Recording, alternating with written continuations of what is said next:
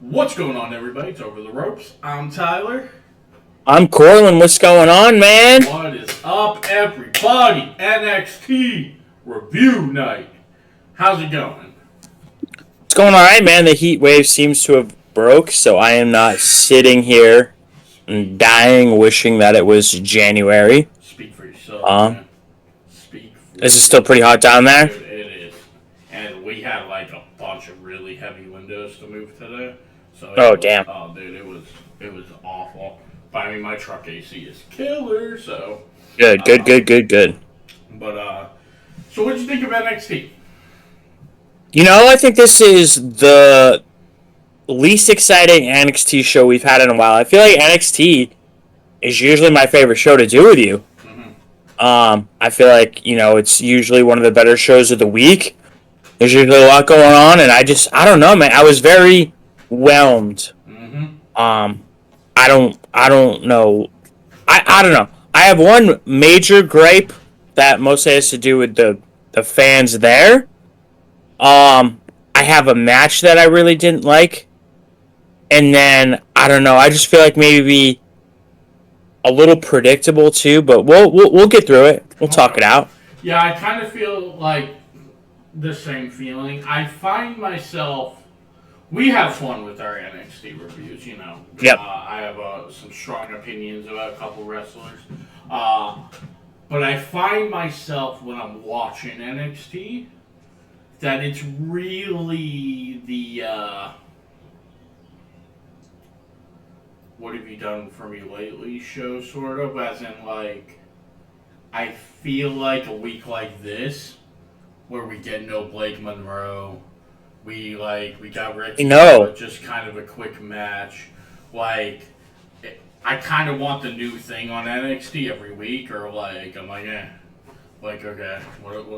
like, if Blake Monroe was on here, I bet you I'd feel differently about this show. Yeah. If we got, we got a little bit with Ricky Starks that was good, but if we got, like, more Ricky Starks, it probably would have been, you know what I'm saying? I want the new thing, like, kind of constantly with NXT, where I'm not like that with the other shows, you know what I'm saying? Because, I feel like whelmed is a good way to talk about how this show was. Yeah. I mean, there's a couple good things, obviously, but, like, it was fine. It was a fine show. So, we'll just get into it. The show starts with 4 real old school video promos. Yep. From all 4 of the women in the match. I was into that. I thought that was cool. I did enjoy that. Yeah. And they all did good. Their little, like, insignia was next to them, and it was cool. Yep. I was into it. And then we got... I enjoyed starting this show that way. Yeah, that was cool. It really had an old school feel to it. That was fun. I enjoyed it. Like, I remember, I don't know whose tape it was. So it wasn't my stepdad's, and it wasn't my mom's. But we had an old tape from the 1991 Royal Rumble. A VHS tape. That was, like, recorded. Okay. Like, somebody recorded it on this VHS tape. And I watched that so many times. And that's how that pay-per-view starts, is they have a bunch of these little, like, promos of all the guys that are in the Rumble. Like, Hacksaw Jim Duggan, like, I'm going to the Rumble to win. Like, Hulk Hogan and Warrior. And, so it was a cool feel that I was into. Then we get the first match. TNA World Champion Trick Boy Willie. Whoop that Trick Willie versus Josh Briggs. Your boy.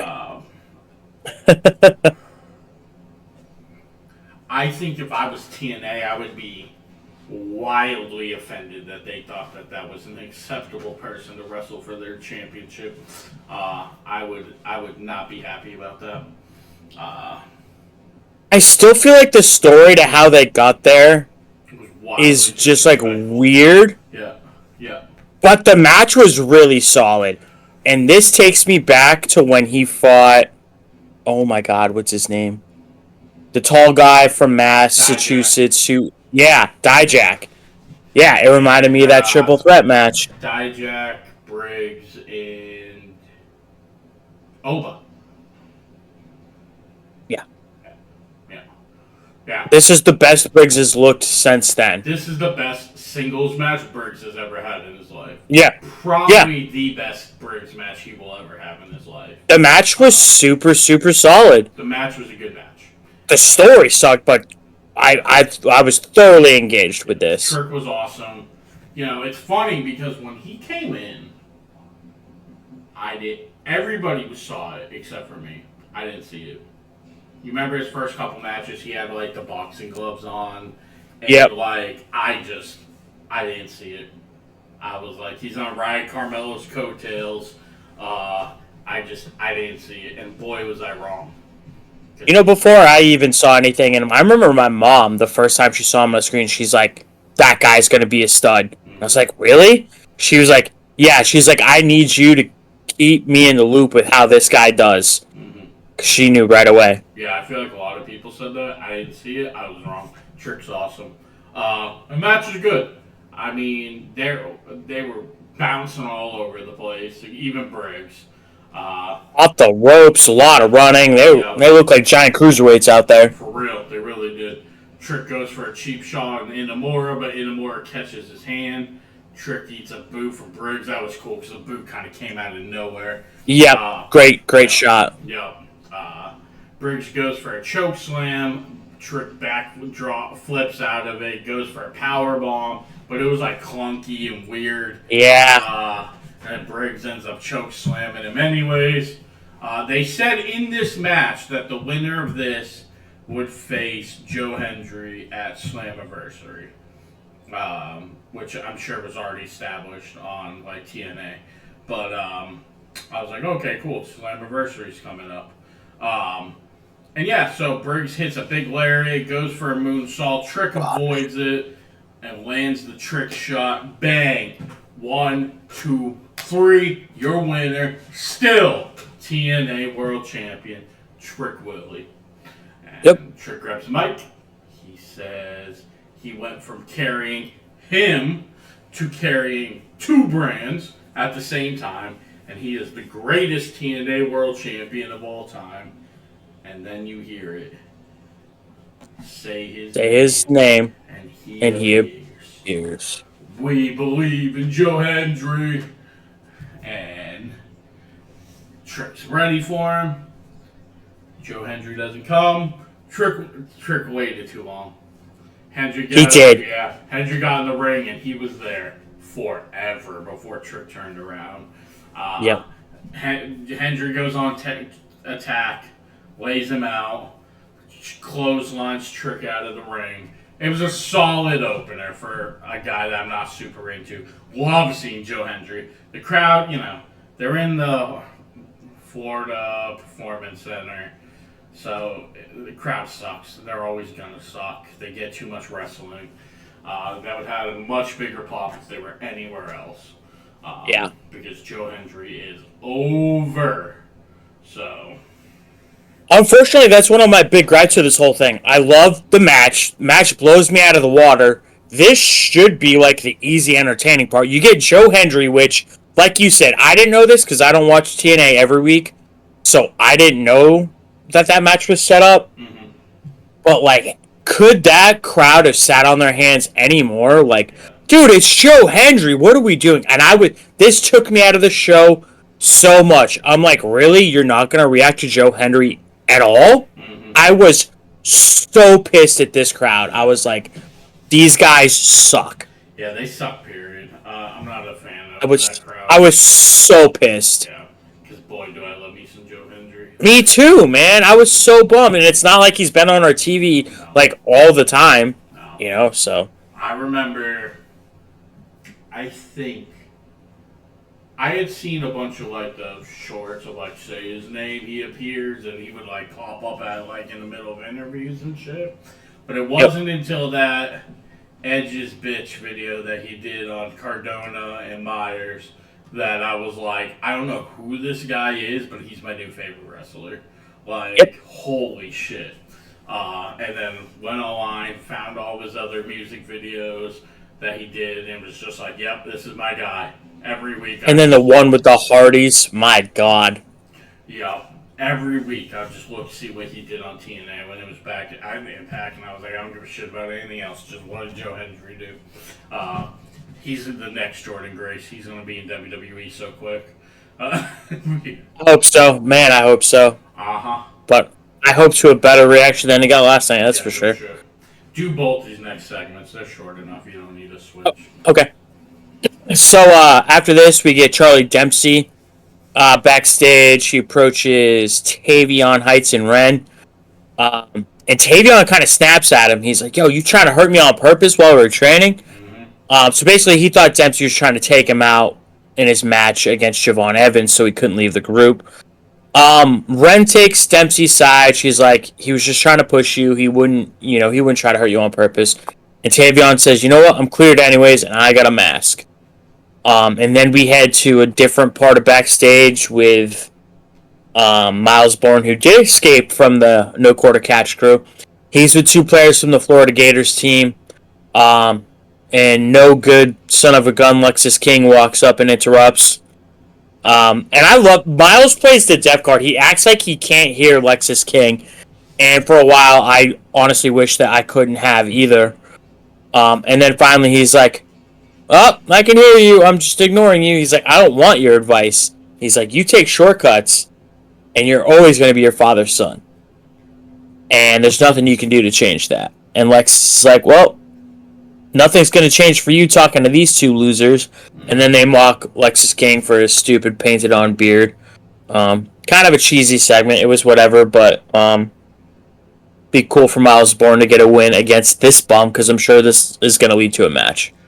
Breaking news. What's that? Breaking news per Fightful. If you believe everything you read on Twitter, but this is coming from Fightful. According to Fightful and Sean Ross Sapp, in the next couple of weeks, the return of Vicky Guerrero is expected. Why? Put her with Dom. Put her with Dom. What do you mean, why? Vicky. I never got into it. She drives me insane. I know. Her voice. She's so great. Her voice is so ear piercing. I know people joke about change the channel heat. Mm-hmm. She's one of the few people it exists for me. I would always turn the TV off when she was on or something. I'd watch Monday Night Football. She is insufferable. Her voice is grating, but God, I was literally, so you know this, they don't. I've been listening. I drive a truck for work, so I've been getting caught up on all the WWE kind of podcasts. I've been listening to Cody's. I started Stephanie's today. I was listening to her and Dom's. And she's talking about being a McMahon. He's talking about being a Mysterio. And it got me thinking of legacies. Braun Breaker was talked about it, and Cody and Kevin Owens today. And it hit me of how sad it is. Now, obviously, Vicky doesn't count in this, but how sad it is that we don't have a Guerrero in wrestling anymore. You know what I'm saying? Not a one. Not a one, which is so depressing because God, the anniversary with Benoit just happened recently. And I was watching some Benoit stuff because I'm not condoning what he did. Obviously, anybody with a brain knows that. But right. He's one of the greatest wrestlers of all time. You can't deny. Which can't be denied. No. Yeah. Especially for that era, the end of the '90s and early 2000s. This guy was as good of a technical wrestler. Mm-hmm. Right there with Kurt Angle, he really was. Yeah. And which obviously brought me down the Eddie rabbit hole. And we all know, but it's different to watch just how good he was. And we all took him for granted when he was on TV, he was just so spectacular. We lie, we cheat, we steal. Yeah. Even him and he made Chavo interesting, which no offense to Chavo. But like, no offense, Chavo's a great cruiserweight champion, but yeah, no. Uh, I love Miles Bourne. I love Tavion Heights. Yeah. I think honestly, I think Lexus King is a good short starting rival for Miles Bourne. Miles Bourne, yeah. Nobody besides me likes Lexus King. And it's a good way to kind of get him on that track. You know what I'm saying? And get people to root for Miles Bourne. Yeah, yeah, I'm into it. Me, always be a Lex offender, but Get out of here. Oh man. So then we get Javon. Your boy is Bouncy versus Tavion Heights. If Tavion wins, he's out of the no quarter catch crew. And unfortunately, Javon whooped that ass. But boy, I mean, Tavion had control of a lot of that match. Yeah. Big time. Like the whole front half of the match, he was really in control. And he looked great. He looked awesome. He looked so good. You know who's a scene stealer? And we haven't gotten enough of them since last year. Who's that? Ren Sinclair. She is so fucking funny. And she is. You know who she reminds me of? Chelsea Green. Yes. Anytime she's on the screen, she steals it. Her reactions to this whole thing was just, she's so good. She is the perfect amount of like quirky and intriguing. Yeah. I really, really like her a lot. Yeah, I don't know if she got injured, but they really dropped the ball with her after last year. Yeah, she hasn't been wrestling at all. Iron Survivor. Where she couldn't get a pin. That was so Ragdolled. Yeah, that was so good. Like, and then they just didn't do anything with it. But yeah, so Javion hit some big kicks, spinning splash off the top rope to get the win. And then out of nowhere, Jasper Troy blindsides the shit out of Javon Evans. And Black absolutely ran him over. Just ran this dude over. I will save it. Go ahead.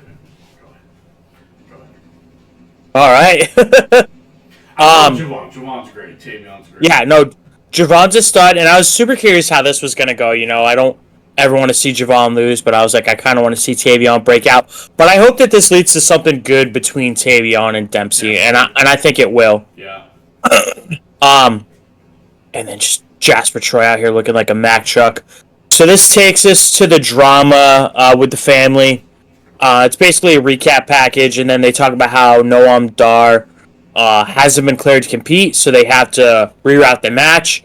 And they show like a tweet or a message on X from Luca Crucifino announcing that Stax is now going to face Tony D for the Heritage Cup. Mm-hmm. And Tony says they're not all the way there yet on Trust, but this helps. Yep. And we get to that match in just a little bit. Go on, take the match there.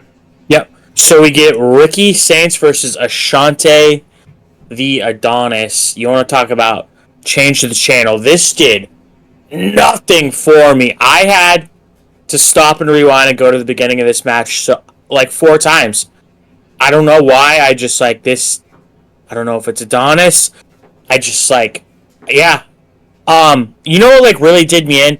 Watching Adonis take that turnbuckle bump reminded me of Hogan versus Shawn Michaels at SummerSlam. Yeah. It was so ridiculously oversold, and I was like, this guy's an absolute clown. And Ricky deserves way better than this. Yeah. Ricky hits the spear, the Rochambeau, he gets the win. I also hate that Ricky Saints does the spear. Too many people do the spear, and I can tell you that a guy who's 190 pounds soaking wet with 3 bricks in his pocket shouldn't be spearing people. It's stupid. Fight me. Yeah. I don't care. It's dumb. I like the Rochambeau, but he doesn't need to be doing the spear. The Rochambeau is cool, and it's unique. Yeah. The spear is ridiculous. And I'll tell you what, we get another spear later in the show, and that was awesome. But this is not it. I don't like that he does it. Way too many people do it. All I could focus on this match Besides the fact that I forgot about the match, I was super hyped to see Ricky Saints in a match. Um, Yeah.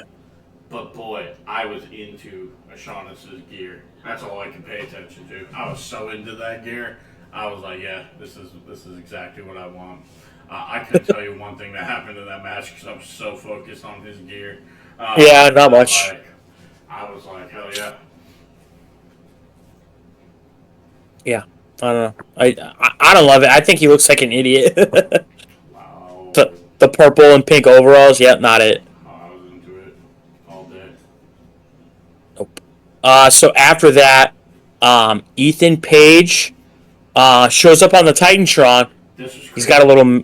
Yeah, I liked this. Yeah. So a video appears on the Tron, and then it like starts to cut out, and I'm like, ugh, technical issues. But he blindsides Ricky from out of nowhere and hits the Rochambeau on Ricky, and I was like, that was some good heel That was stuff. good. Loved that from Yeah. Ethan Page. They, I'm ready to see these two go to war. They're gonna have a kill. I don't know what kind of match they have. They can't just have a singles match. Yeah, Whatever match they have at Great American Bash is gonna be dope. some like I Quit or Last Man Standing stuff. We're getting to that point. It seems like with these guys, and I love that. Street fight. And I think we'll probably find out next week, and we'll get to that. Yeah, 100%. And then we get a video package from our boys, Dark State, saying just because you haven't seen them doesn't mean they ain't scheming. When they return, they'll be front and center. Now, one thing I did pop in my head. What do they do on SmackDown a lot? Recap the show because it's 3 hours long. No, how dare you? Stop it. Get off of Twitter. No. They have one thing that matters, go right into the other. Dark State talking about being front and center, and then go straight to Oba Femi. Yep. I said, oh. Oh, and they like link people that are together up. Yeah. Yep. So Yep. I said, I wonder if this has one thing to do with another. Oh, I just thought of a thing too. What's that? I'm gonna hold on to that though. Okay. So Oba comes to the ring, talks about how dominant his reign's been, and issues an open challenge. So you want it? Come get it. I love his little strut he does to the ring too. It's so good. Hey. And then out comes Inamura. Womp, womp, womp. I hate to agree with that reaction, but I do. He answers the call. He says he went home to Japan. He had to come back because he missed Briggs. He missed NXT. He missed all kinds of stuff. Wants to pay back to the fans by becoming NXT champion. Oba says he'll fall just like the rest of them. Inamura says he's ready. Gets out the ring. And Jasper Troy runs that boy over. Runs him over. The Mack truck wasn't done. Nah, back out of the garage. That's right. He jumps up on the apron, and him and Oba stare at each other. Oba holds the belt up. So it was announced on the show, if not Twitter, that next week Inamura and Jasper Troy will be wrestling in a World Contenders match. It was on the show. Okay. I think when they came back from the last commercial break, or maybe the second to last one. Boy, what an underwhelming number one Contenders match. Yeah, they're really pushing Jasper hard early, but like. So that's part of it, but also they don't have a world title scene on NXT. And we've talked about this so much, how strong that women's group is, but there's no real credible men's threat. You know, I think outside of Ethan Page, but he's already he's the other champ. Ricky James, but I mean him and Oba's laughable. I love Ricky, but he's not a credible challenger because he's half the size of Oba. Javon, but again, he's tiny. Yeah. Trick and him just went on a forever feud. Yeah. Like, they already did Oba and Joe Hendry. Like, yeah, it's real. They already did Oba and Moose. Like, I know, yeah. Yeah. So, I don't know. They're going to bring in some of these guys from AAA. Maybe it's Santana or something. Who knows? But, Pentagon or not. Man. Pagano. and made me wonder, do you think Jasper Troy is with Dark State? Dude, Jasper Troy should, but doesn't do a damn thing for me. He is a tank. I think he's just so big that he intrigues me. Right. That's what I'm saying. That should intrigue me, but it has done nothing for me so far. Yeah. I have never had a bigger eye roll than realizing that it was going to be Inamura versus Jasper Troy. And I Yeah, was like, that. dude, maybe. Yeah. Maybe Jasper Troy is, but frankly, unless they do some real work, that's going to bring Dark State down to me. Like, he does nothing for. And he should, because he's a tank. And he's running people over. Him and Oba's match was great, wonderful. But boy, I'm just not vibing with it for one reason or another. So That's fair. I loved Oba as soon as he came in. I was like, I'm all in on this guy. But Yeah. Jasper Troy has not done crap for me. Oba's got an aura, a big one. He does. I think. Give me Oba versus Gunther. That could be nuts. Nuts. You know that's an interesting match. You know who Oba should wrestle? Who? I think a lot of people would be mad that he's in NXT, but I don't give a shit. Get my boy Keith Lee out of his contract. Oh my god. Oh my god, I love Keith Lee. NXT Keith Lee was so good. So good. Yeah, that would be so good. Champ. Double. Both of them double champ. Yeah. What a run. Mm-hmm. Man, I loved NXT Keith Lee. Mm-hmm. What a stud. Plus, he could come back and work with his wife. I think they're married. I mean, something like that. Yeah. His partner. His life partner. That's right. After this, I love this segment. I don't know about you. Me too. Yeah. I am very, very intrigued in this story right now. So we get Izzy Dame, and she gives Tatum Paxley a new doll. Yeah. And she asks Tatum if she'll be in her corner for her Fatal 4-Way at the end of the night. And Tatum, so Luka, she's so happy. She's glowing. Yeah. She's like, finally, someone wants to be my friend. Yeah. And Sol and Zarya approach, and Sol's like, you cannot be serious. And Zarya's like, whatever, dude. If she wants to believe Izzy's genuine, that is her fault. Like, Zarya just wants to let be. Nothing to do with this. Yep. And Izzy claps right back. And I thought Izzy was awesome in this. And she's like, oh, it must suck to realize the closest you're ever going to get to gold is sharing it with your best friend. And I was like, okay. And then so Izzy's like, all right, well, are you going to join me? And Tatum leaves with her. And then Izzy introduces her to the rest of the culling. Boy, did that look like a scene from a movie where somebody's getting in there, like, brought into a cult. Oh, big time. Yeah. Spears and Nico were just like, yeah, innocent victim. Like, Spears was so psyched. Mm-hmm. Yeah. And go ahead. Tatum says she's going to be ringside for Izzy. And then Izzy asks if the boys are going to join it, and they're like, nope. You know, we've got our eyes set on some gold of our own. I'm fine with them taking those tag titles off of, any title they want to put on Spears, I'm fine. So, we'll probably get Nico and Spears versus Hank and Tank. Nico's so much more tolerable without Briggs. My bad. Yeah.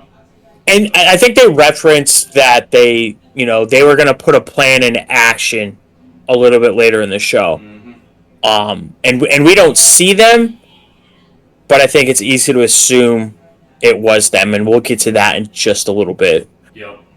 But before that, a lot of backstage stuff here. Yeah. Trick Williams is in the locker room. High Rise approaches. I don't know why. This was another part of the show. Like, my audio stunk for this. I didn't really catch most of it, but Wesley said that he had just left Ava's office, and next week he's going to face Joe Hendry. Before that, Trick was all like, I don't know, like, leave me alone. Like, I don't have time for this.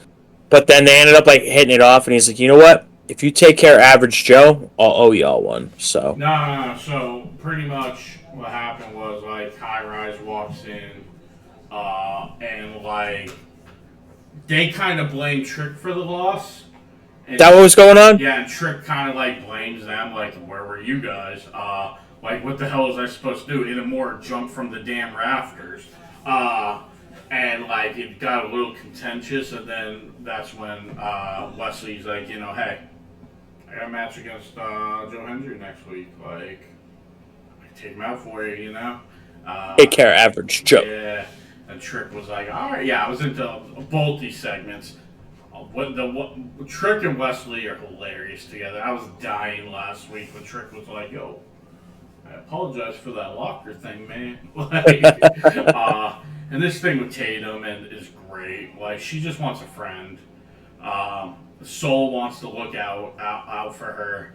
Zarya wants not a damn thing to do with this. Just out here minding her own business. I am wondering if it would be better, because of the good work she's doing, if Izzy beats Soul for that belt, and that's what makes Zarya like freak out. Because it's like, we didn't even need to be in this, but you kept sticking your nose in there, and then you give her a title match and lose it, and I never got a title match.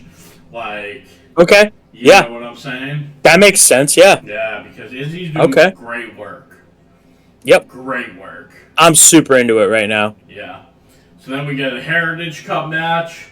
I cannot wait to talk about this. Tony D versus Stacks. Round 1, both men came out swinging, no decision. Oh, God, yeah. Yeah. Round 2, Tony knocks Stacks off the apron, who hits the table hard, and then Tony hits an excellent spear on Stacks to get the fall. Now, that was a good-looking spear. That was a good-looking spear. I agree with that. Round 3, even though Tony doesn't even be doing spears either, that was a solid spear. He doesn't, but at least it looked good. Yeah. Round 3, Stacks has softened up Tony's knee, hits a cheap shot on Tony after the bell. Round 4, the injured knee costs Tony. Stacks scores a fall on a roll-up, and Luca comes out to check on Tony, and he's like, yo, man, got this. Starts salivating when Luca comes out. Yeah. Round 5, Tony tosses Stacks into the cronies.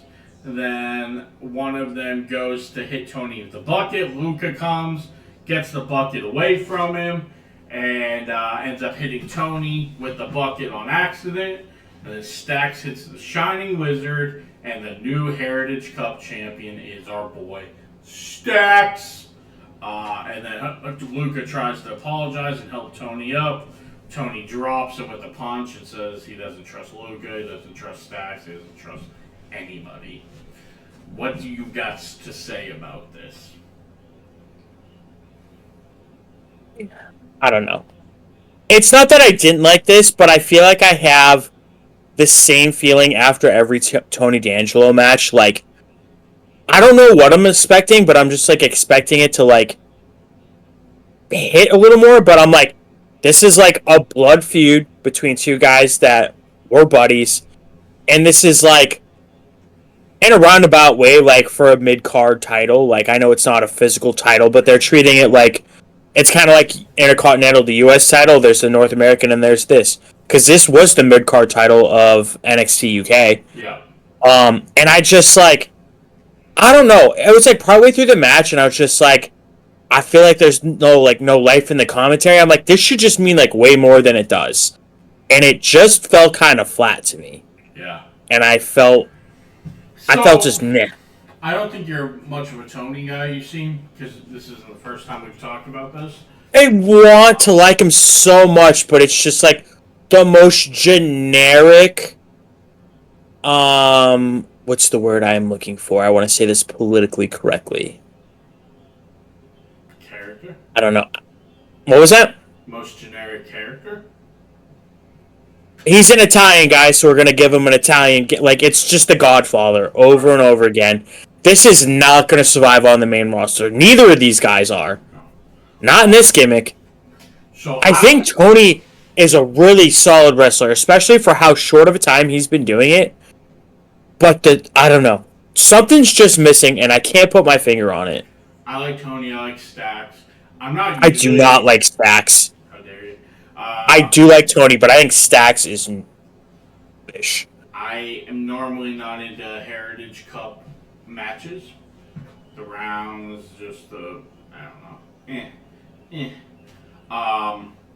I was good with this until the end.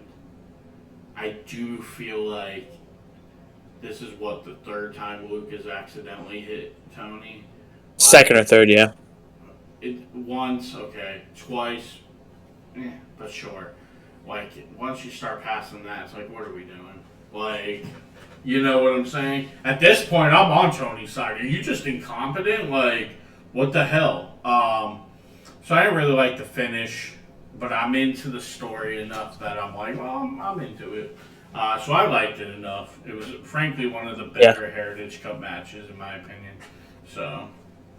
I think it's becoming too obvious that Luke is going to turn on him now. Like, I wish it was a little more in limbo. Like, Luke is making honest efforts, and, like, maybe not every single week he accidentally cost Tony. Right. Like if he would have gotten this match for Tony last week, and Tony was like, hey, we're not 100% cool, but this is a start. If all that happened last week, I feel like this would feel more like, oh, kind of up and down, where it's like, we got that, but then, like, every week it's like Luke is accidentally doing something, there's no, like, story to it. It's just,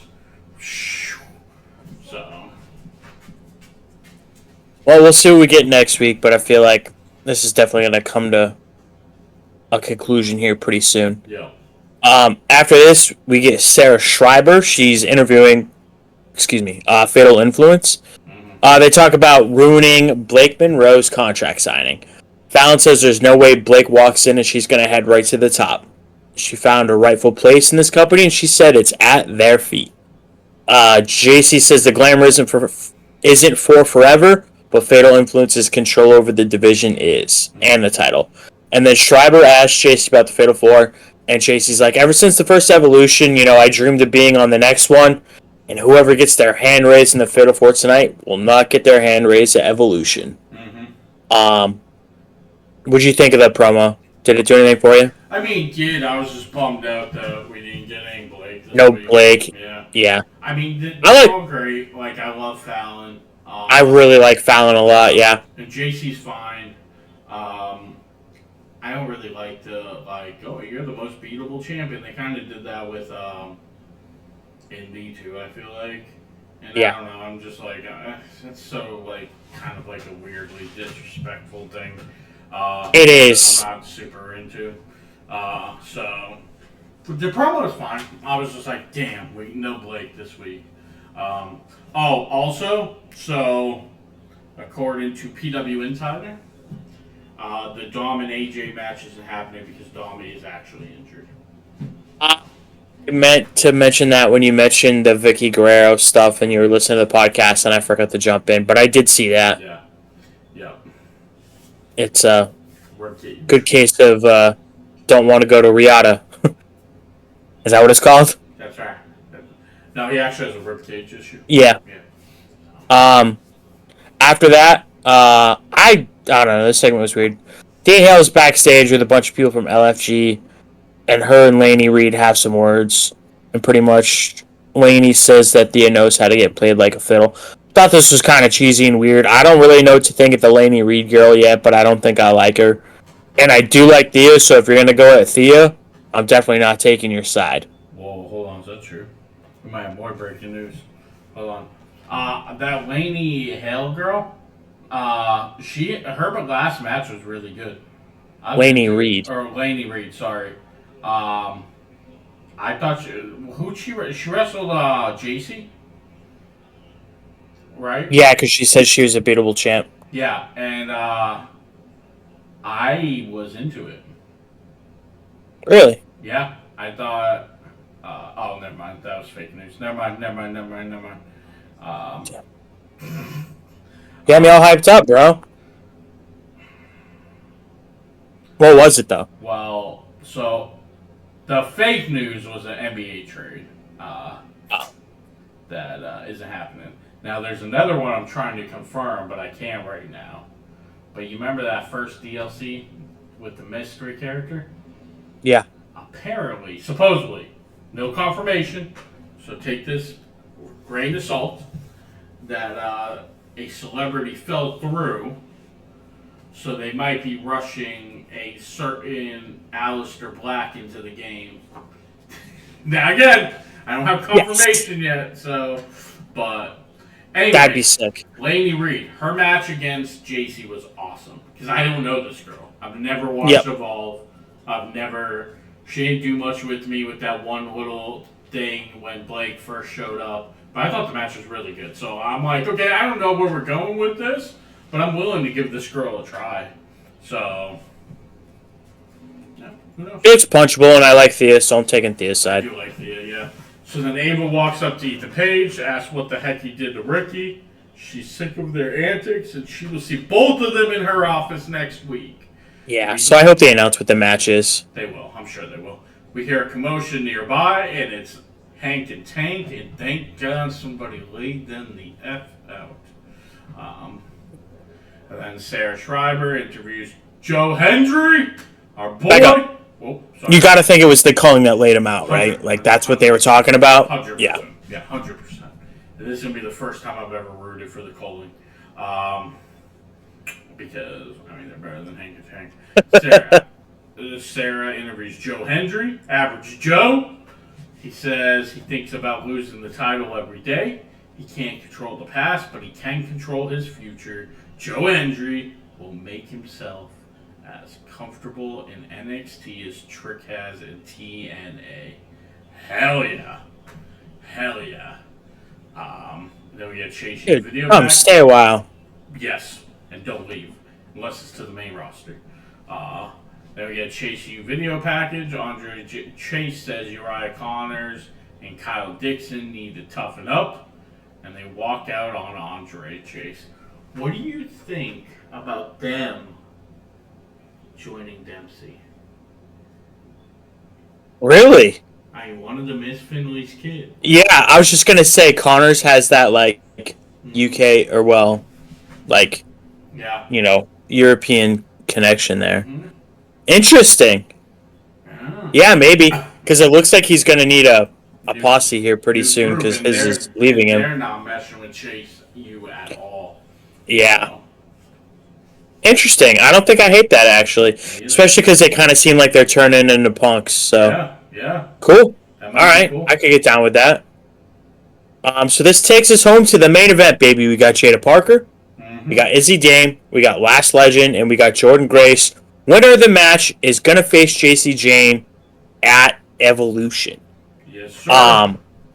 Man, did Last Legend look like a star. She, I think, really, really stood out in this match. Probably more than anyone else. Yeah, I feel like she controlled, the first part of this match. At one point, Sol, Ruka, and Zarya come out, and they take Tatum Paxley to the back. They pretty much abduct her. They're like, nope, you're not at ringside for this one. Mm-hmm. We get that Super Tower Doom spot. I'm starting to think this is a little overdone. I feel like we're starting to see this every single week in wrestling now. I think it's time to probably pump the brakes on it. But Jordan put a pretty cool spin on it. She did a sunset flip into her power bomb. And then Jada got the worst of it. She's the one that got double suplexed. Yeah. And then we had a fun spot here towards the end. Jada hits the Hypnotic on Jordan Grace, who I think went out of the ring. But then Izzy hit that super code breaker from the top. That move looks cool, but my God, she's not going to be able to do that that move for long because that's got to be hard on your body. Mm-hmm. That is a lot of impact. Yeah. And then Lash hits a pump kick on Jada. Jada just gets knocked around in this match. Lash, sends Izzy to the outside, hits her finisher on Jada. Again, Jada just gets beat up here. But Jordan breaks it up with a stomp, and then she hits the Torture Rack bomb on Jada Parker. Gets the 1, 2, 3. Jordan Grace finally gets a big win on NXT. Yeah. What'd you think? I mean, I think we both thought she was going to win. This is going to be on Evolution, even though she's probably going to the main roster pretty soon. They're going to want to show her off, get her a little more like in with that crowd. I was a little surprised Jada took the pin, but Yeah, I don't really know who would. Like, I guess I'd kind of be surprised if any of them took the pin for some one reason or she didn't another. take the pin. She took like everyone's finisher at the end of the match. That But is true. maybe that's a way to make her look stronger. It Yeah, took all of that that's fair. because she took the code breaker, the pump kick, Hmm. and a big move from Jordan. Yeah, So that's fair. That's it's fair. a way to protect her too, I guess. But I was very surprised Wow. she took the L. But yeah, no, the match was good. I was into it. I would love to see Jordan Grace win. I don't know who she is. Yeah, I don't know. It's like, do you get the title right off JC? Which like I'm fine if they do, and she doesn't really need it, because she's clearly got that story with Fallon. Hmm. You know, that's in the bag. That's right there. That's easy. But if Jordan loses, you got to think she's just gonna get drafted Yeah, 100%. immediately after, which it might be the case. And it depends. If they're only doing the title match at Evolution, and they're not going to have a women's world title match at Great American Bash, maybe I'll consider Jordan Grace winning a little bit more. But like, say they do like Jordan Grace and uh, yeah, at Evolution, and then like I don't remember which one comes first, but and then the winner of that wrestles Blake or whatever. Like, I don't know. I'm like, man, maybe Blake win. You know what I'm saying? So it really depends on what they do that weekend with the title. So I think Great American Bash is before Evolution. is it okay? So The Bash is July 12th. Evolution is July 13th. okay. I So keep forgetting that. Evolution's on Sunday. Yep. Yeah, 'cause it's Saturday night's main event. Yeah, so it would be Great Yep. American Bash Saturday night's main event, and then Evolution on Sunday. That is a lot going on in one weekend. My lord. And let me say this to all the people on the internet. AEW does their pay-per-views on Sunday. So when AEW does a pay-per-view like All In on Saturday, and WWE runs shows on Saturday, that is not them counter-programming because they're trying to hurt All In. No, keep your pay-per-views on Sunday. Now, granted, you would have more of a case with Evolution, but they moved their shit to Saturday. So I'm going to say what I'm going to say.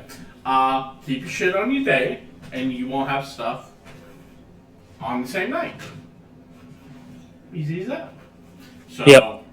I think they put it on Saturday, hoping WWE do that, so they have an excuse when their numbers aren't that great. Anyways, that is that is your NXT review. Not a great one, but it's your NXT review.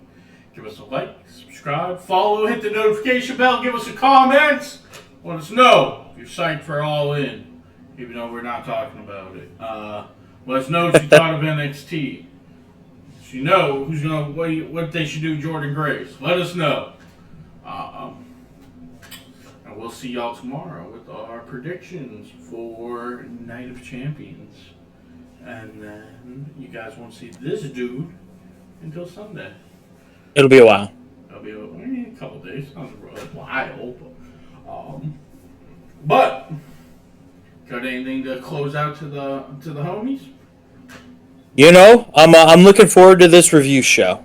Mm-hmm. I wanna take my throne back, man. So I'm excited to get to that show. Ha! Ha! Ha! Anyways, we will see everybody later. Enjoy your Catch you next wrestling. time. Enjoy SmackDown.